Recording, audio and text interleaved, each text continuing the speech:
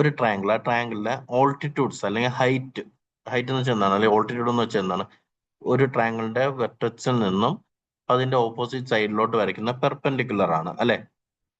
അപ്പോ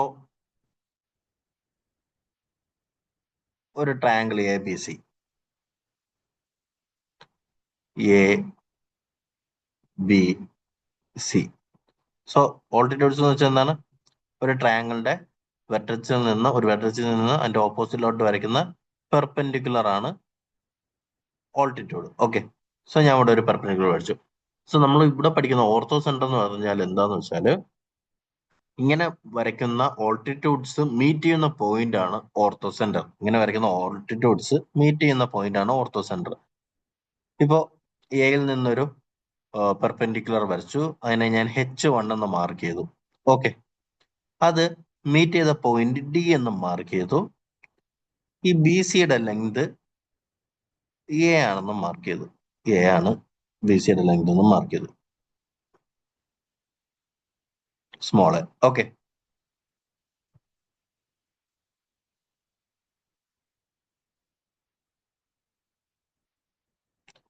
സിമിലർലി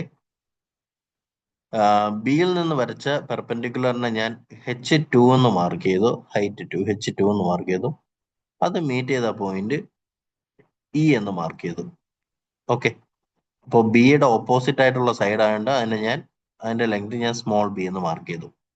അപ്പൊ ഇത് മീറ്റ് ചെയ്ത പോയിന്റ് ഉണ്ടല്ലോ, ആ പോയിന്റ് ആണ് എന്ത്, ഓർത്തോ സെന്റർ. അതിനെ ഞാൻ ക്യാപിറ്റൽ H കൊണ്ട് മാർക്ക് ചെയ്യണം. ഓർത്തോ സെന്റർ, അതിനെ ഞാൻ ക്യാപിറ്റൽ H കൊണ്ട് മാർക്ക് ചെയ്യണം. ഓക്കെ, സോ മൂന്നാമത്തെ ഓൾട്ടിറ്റ്യൂഡും ഇതേ പോയിന്റിൽ കൂടെ തന്നെ പാസ് ചെയ്യും. മൂന്നാമത്തെ ഓൾട്ടിറ്റ്യൂഡ് ഇതേ പോയിന്റിൽ കൂടെ തന്നെ പാസ് ചെയ്യും.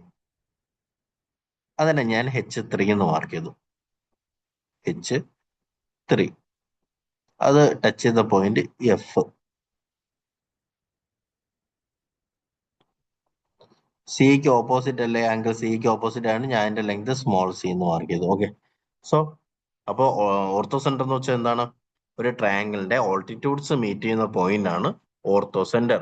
നമുക്കറിയാം 3 തരം ട്രയാങ്കിൾ ഉണ്ട് അല്ലെ, 3 ട്രയാങ്കിൾസ് ഉണ്ട്. അപ്പൊ acute angle triangle, right angle triangle, obtuse angle triangle. So acute angle ട്രയാങ്കിളില്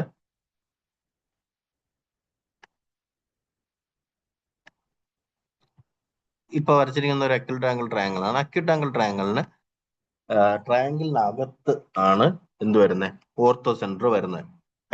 ഈ ഓർത്തോ സെന്ററിന്റെ പൊസിഷൻ ആണ് ഞാൻ പറയുന്നത്. ഫസ്റ്റ് നമ്മൾ സംസാരിക്കുന്നത് ഓർത്തോ സെന്ററിന്റെ പൊസിഷൻ ആണ്. ഓർത്തോ സെന്ററിന്റെ പൊസിഷൻ പറയാൻ നേരത്ത്, അക്യൂട്ട് ആംഗിൾ ട്രയാങ്കിളിനകത്ത് ഒരു ഓർത്തോ സെന്റർ വരുന്നത് എവിടെയായിരിക്കും, ആ ട്രയാങ്കിളിന്റെ അകത്തായിരിക്കും അല്ലെ.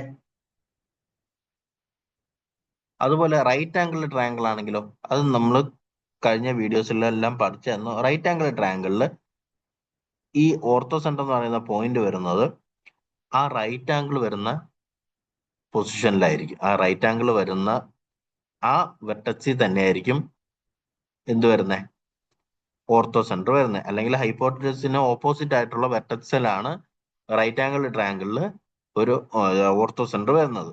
ഇനി ഒബ്റ്റ്യൂസ് ആംഗിൾ ട്രയാങ്കിളിലാണെങ്കിലോ, ഒബ്റ്റ്യൂസ് ആംഗിൾ ട്രയാങ്കിളിലാണെങ്കിൽ ട്രയാങ്കിളിന് പുറത്താണ് വരുന്നത്. സോ ഈ 3 കാര്യം ഒന്ന് അറിഞ്ഞിരിക്കണം.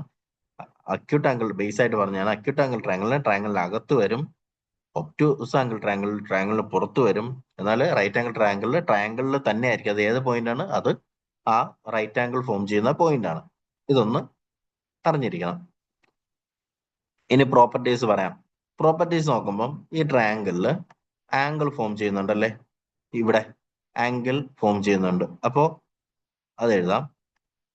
ഏതൊക്കെ ആംഗിളാണ് ഫോം ചെയ്യുന്നത്, ആംഗിൾ BHC, ആംഗിൾ BHC, അതുപോലെ ആംഗിൾ AHC, അതുപോലെ angle AHB. Okay, so ortho സെന്ററിന്റെ പ്രത്യേകത എന്താന്ന് വെച്ചാൽ, ഓർത്തോ സെന്ററിൽ ഉണ്ടാകുന്ന ആംഗിളും അതിന്റെ തൊട്ട് മുകളിലുള്ള ആംഗിളും തമ്മിൽ കൂട്ടുമ്പോൾ 180 ഡിഗ്രി വരും. അപ്പോൾ ആംഗിൾ BHC നോക്കും, ഇവിടെയാണ് BHC വരുന്നത്. അതിന്റെ മുകളിലുള്ള ആംഗിൾ ഏതാ, ആംഗിൾ A ആണ്. അപ്പോൾ angle BHC plus angle A എന്തായിരിക്കും, 180 ഡിഗ്രി ആയിരിക്കും. അതുപോലെ തന്നെ ആംഗിൾ AHC, AHCയുടെ മുകളിലുള്ള ആംഗിൾ ഏതാണ്? ബി ആണ് അല്ലെ? അതും ആംഗിൾ ബിയും കൂടെ കൂട്ടുമ്പോൾ എന്താ? 180 ഡിഗ്രി വരും. 180 ഡിഗ്രി. അതുപോലെ തന്നെ ആംഗിൾ AHBയും പിന്നെ ഏതാ ഉള്ള? സി ആണ് അല്ലെ? Is equal to 180 degree. ഇത് എഴുതുമ്പോൾ എളുപ്പമാണ്, നല്ല ഫിഗർ വെച്ച് നോക്കിയാലും എളുപ്പമാണ്. കാരണം ആംഗിളിന്റെ മുകളിലുള്ള ആംഗിൾ ഇത് രണ്ടും കൂടെ കൂട്ടുമ്പോൾ 180 ഡിഗ്രി വരും. ഇനി എഴുതുമ്പോൾ നോക്കാനാണെങ്കിലോ ഇതിൽ ഇല്ലാത്ത ആംഗിൾ ഏതാന്ന് നോക്കിയാൽ മതി. ആംഗിൾ ബിയും സിയും ഉണ്ട് അല്ലെ? എ ആണ് ഇല്ലാത്ത, അതുകൂടെ എഴുതുമ്പോൾ 180 ആവും. എയും സി ഉണ്ട്, ബി ആണ് ഇല്ലാത്ത, അതുകൂടി എഴുതുമ്പോൾ 180 ആവും. എയും ബിയും ഉണ്ട്, സി ആണ് ഇല്ലാത്ത, അതുകൂടി എഴുതുമ്പോൾ 180 ഡിഗ്രി ആവും.